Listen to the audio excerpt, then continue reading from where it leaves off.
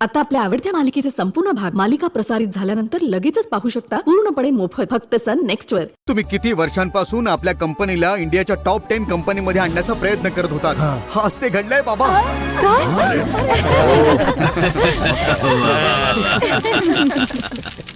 दादा आता खूप मोठी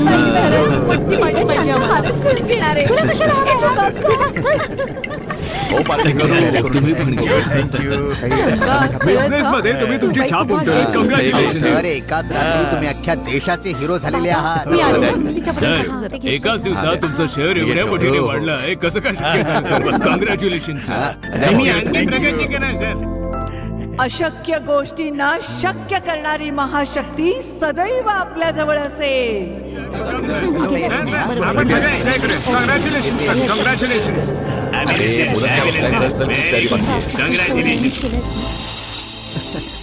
भाऊजी काही म्हणा पण एक मोठी पार्टी झालीच पाहिजे. अरे मग तूच तयारी कर ना. नक्की करू ना. मग सगळी तयारी मी करतो. काळजी करू नका. बाबा जाऊन तुम्ही आराम करायचा. या भाऊजी तुम्ही आराम करा. मी तयारी करतो. अरुण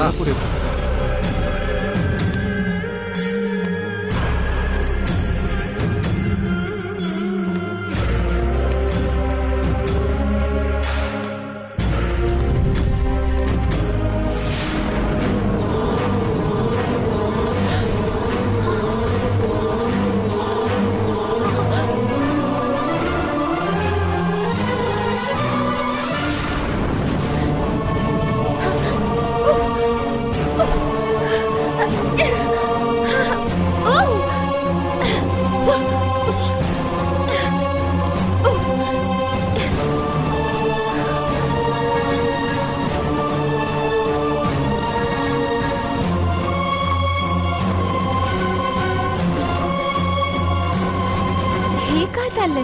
घरात सगळे खुश असताना हा अपशकुन का घडतोय? बरं झालं बाबांनी पाहिलं नाही.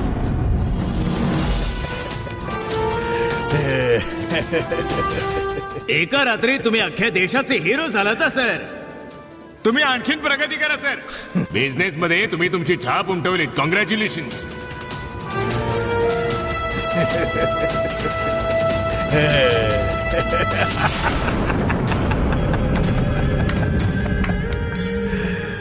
माझी कंपनी नंबर 1 वर आली. या मागे माझी मेहनत आहे असं सगळ्यांनाच वाटतंय. पण कालचक्रामुळेच हा सगळा चमत्कार घडतोय हे फक्त मलाच माहिती. कालचक्र माझ्याकडे आलं म्हणून अख्ख्या भारतात मी नंबर 1 झालो. आणि जर का तिसरं कालचक्र सुद्धा आलं तर अरे अरे राजशेखर अख्ख्या जगात तूच नंबर 1 असशील.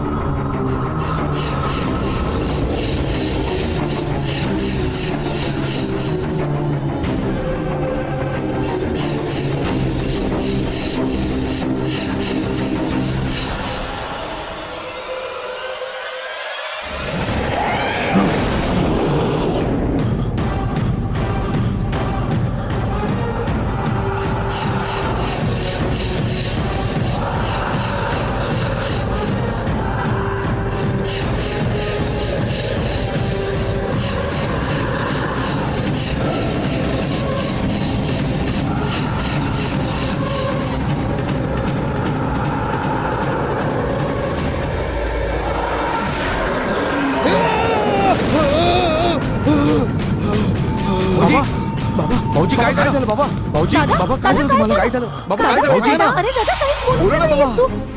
दादा दादा बोल ना काय झालं तुला? अरे काहीतरी बोल ना, काय बोलत का नाहीयेस?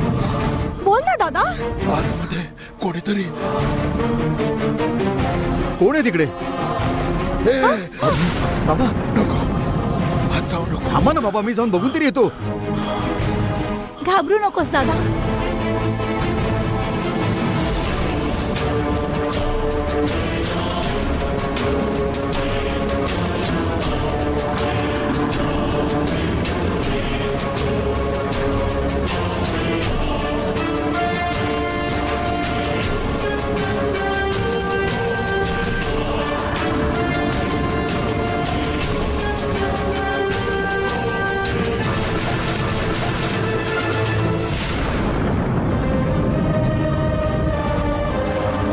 काय झालं बाबा?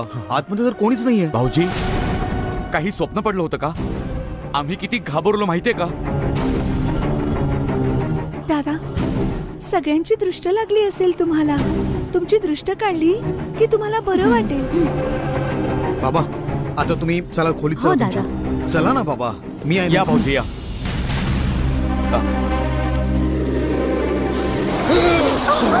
दादा भाऊजी काय झालं तुम्हाला? काही नाही झालं बाबा. आतमध्ये या भाऊजी, कोणीच नाहीये. या. बिझनेस मध्ये जिंकलात ना, म्हणून सगळ्यांची नजर लागली असेल. आता नजर काढू तुम्ही, थोडा आराम करा, सगळं काही ठीक होईल.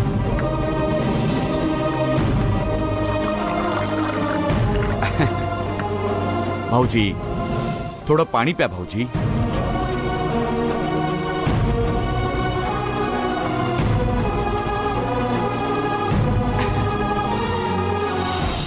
दादा,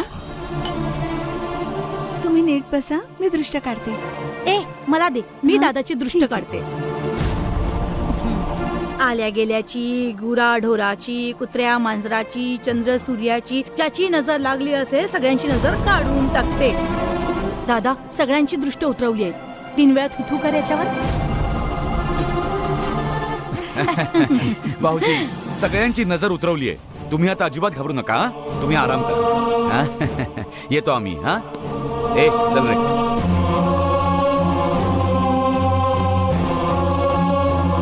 बाबा आता तुम्ही थोड्या वेळ आराम करा, तुम्हाला बरं वाटेल.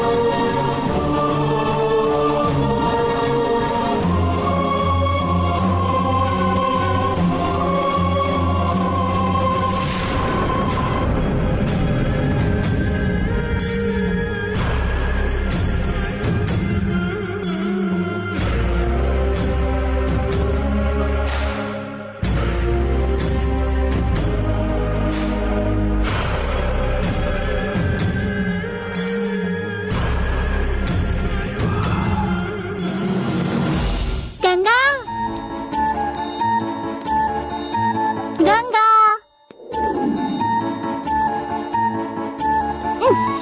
हा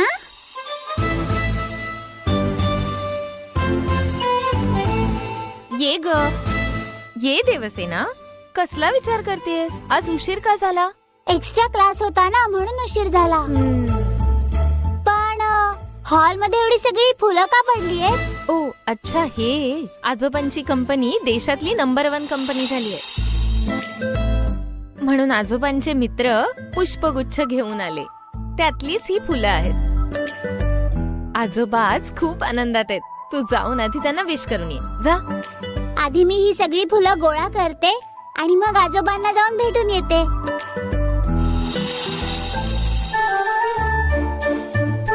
तू हे सगळं कशाला उचलतेस? लक्ष्मी नंतर उचले. आपण देवाकडे केलेली प्रार्थना हीच फुलं देवापर्यंत पोहोचवतात. म्हणून देवाला आवडणारी फुलं डोक्यात असली पाहिजेत, ती पायाजवळ नकोत. बरोबर बोललीस. हे तुला कोणी सांगितलं? आमच्या शाळेत की नाही नवीन टीचर आल्यात, त्यांनीच सांगितलं आहे. अरे वा, अभ्यास सोडून धार्मिक गोष्टी पण शिकवतात. तुम्हाला चांगली टीचर भेटलीये बाबा. मी आजोबांना भेटून येते. हा आजोबा.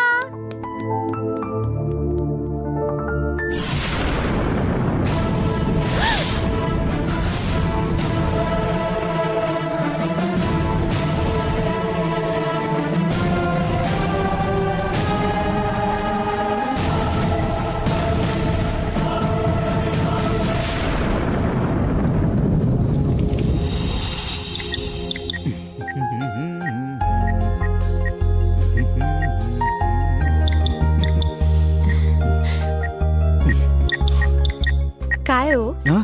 आज खूपच आनंदी दिसताय. मग आपली कंपनी नंबर 1 झाली आहे ना, त्यासाठी खूप मेसेजेस येत आहेत. मी सुद्धा खूप आनंदी आहे. आजपासून आपल्या कुटुंबाची चांगली वेळ सुरू झाली आहे. यापुढे सगळं काही चांगलं होईल असा माझा विश्वास आहे. नक्कीच. देवसेना कुठे दिसत नाहीये ती. आ, ओ अच्छा, आजोबांबरोबर गप्पा मारत असेल ना ती. नाही, हं? देवसेनाला आत्याच्या खोलीत झोपवलंय. आत्याच्या खोलीत का झोपवलंस तू? काय हो, काही कळत नसल्यासारखं वागू नका. काय झालं? तुम्हाला काही आठवतंय का? कसली? केरळमध्ये देवसेनाला एक भाऊ खेळायला पाहिजे असं म्हणाला होतात ना, आता आठवलं का? हो मग आता देवसेनाला सुद्धा लहान भाऊ हवाय असं म्हणाले. असे आहे काय?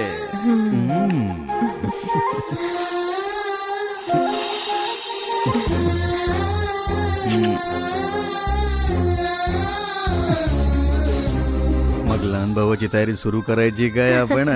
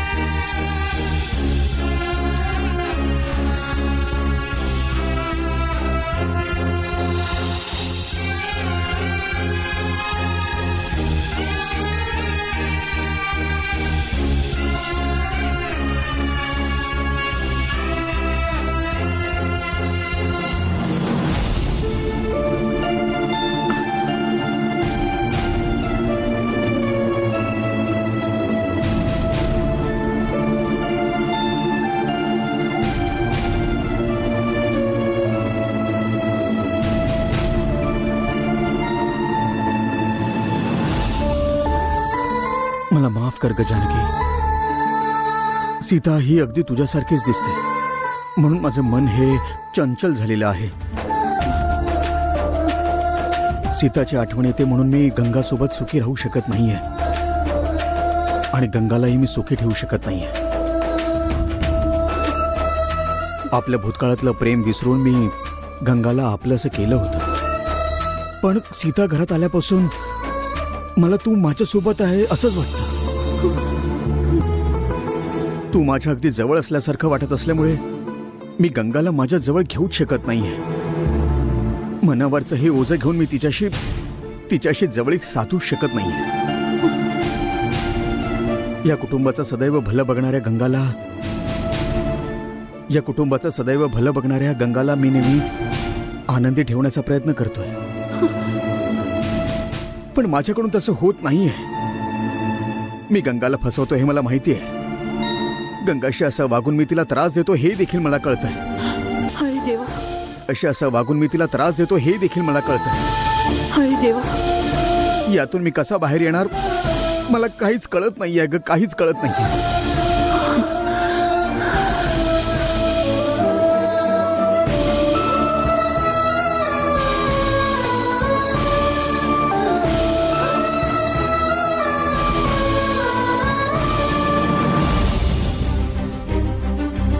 सीताच्या येण्याने देवसेना सुखावली असली तरी तिच्या येण्याने गंगाचं आयुष्य खराब होणार आहे.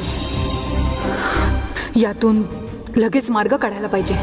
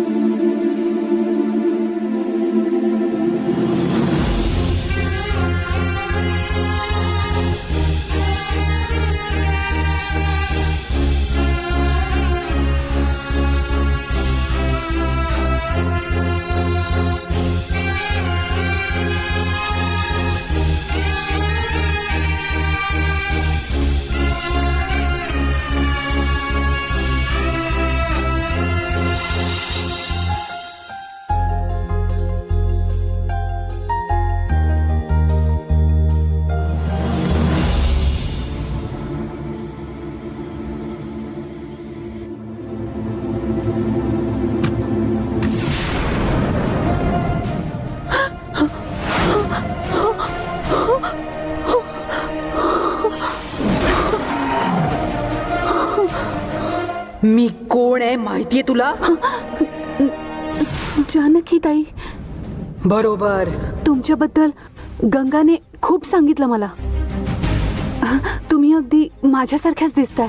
तू माझ्यासारखी दिसतेस याचा तुला खूप आनंद होतोय ना, पण मला त्याचा आनंद अजिबात होत नाहीये, कारण त्याचा त्रास गंगाला होतोय. तुझं भलं व्हावं म्हणून गंगा तुला स्वतः या घरात घेऊन आली, पण त्याचा आता तिला त्रास होतोय, कळलं तुला? तू माझ्यासारखी दिसतेस म्हणून तुला पाहताना अरुणला सतत माझी आठवण येते आणि तो अस्थिर होतो. थोडं थोडं का होईना पण मला विसरून तो गंगा सोबत राहायला तयार झाला होता, पण तुझ्यामुळे आता ते शक्य नाहीये. तुझ्यामुळे तो गंगा सोबत जगू शकत नाहीये. या कुटुंबासाठी गंगाने खूप त्याग केलेला आहे. आता तिने सुखाने जगायचं असेल तर तुलाच तिची मदत करावी लागेल. मी काय करू आता? तुला हे घर सोडून जावं लागेल. तुला हे असं बोलत असताना मलाही आनंद होत नाहीये. देवसेनेचं तुझ्यावरचं प्रेम पाहून मलाही खूप बरं वाटलेलं आहे, पण माझ्यासाठी जितका तिचा आनंद महत्वाचा आहे तितकाच मला गंगाचाही आनंद महत्वाचा आहे. तेव्हा लवकरात लवकर हे घर सोडून निघून जा. काय झालं? तू काहीच का बोलत नाहीयेस? मला हे घर सोडून जायला सांगू नका. दुसरं तुम्ही काहीही सांगा, मी करायला तयार आहे, पण हे घर मला सोडून जायला सांगू नका. तू इथून गेल्यानंतरच गंगाचं आयुष्य सुकर होणार आहे, हे सगळ्यांसाठीच योग्य आहे.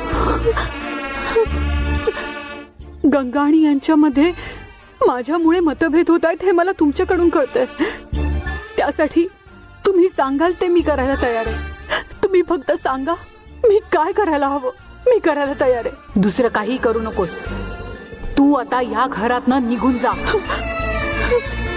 हे माझ्याच्याने होणार नाही. का नाही होणार? माझ्यासारख्या अनाथ मुलीला असं कुटुंब कधी मिळालं नव्हतं. देवसेनेचं माझ्यावर असलेलं प्रेम मला इथून कधी जाऊ देणार नाही. देवसेना माझी मुलगी आहे. मी इथे नव्हते म्हणून ती तुला तिची आई समजून प्रेम करत होती. आता मी तिची काळजी घेईन. तू आता निघ इथून. माझ्याच्याने नाही होणार. तुझ्यामुळे या घरात त्रास होतोय हे ऐकूनही तू इथून न जाण्याचा हट्ट करतेस, याचा अर्थ काय? गंगाचं आयुष्य खराब करणाऱ्याला मी या घरात राहू देणार नाही, समजलं तुला? या घरात सगळ्यांना तुझ्याविषयी आदर आहे, त्याचाच मान ठेव आणि निघ इथून.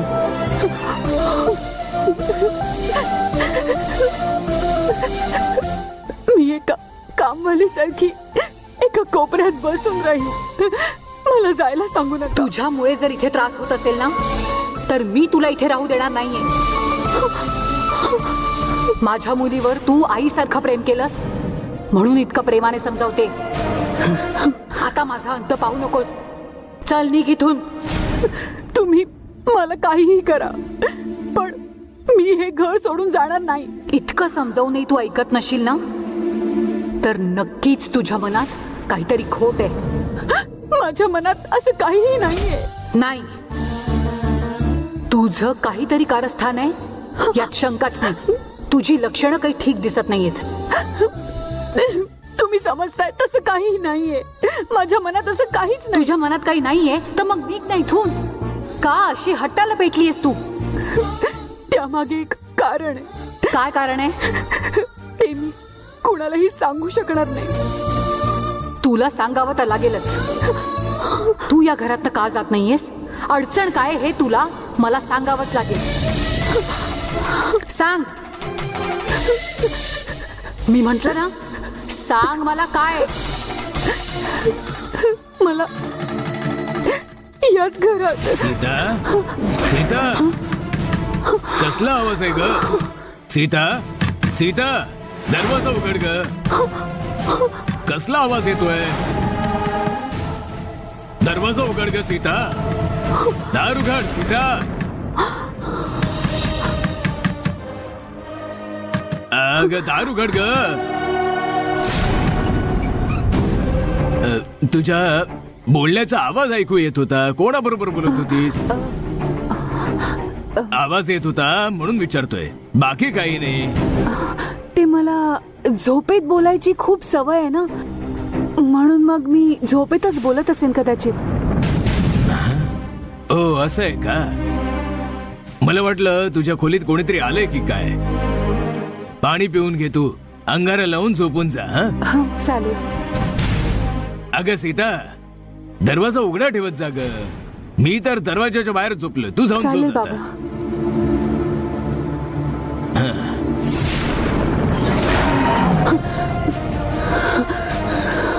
गंगाच्या वडिलांना यातलं काहीही कळू नये म्हणून मी गेले. उद्याचा सूर्योदय व्हायच्या आत तू या घरात निघून गेली पाहिजेस. आणि जर तू थांबलीस तर तुझी गाठ माझ्याशी आहे.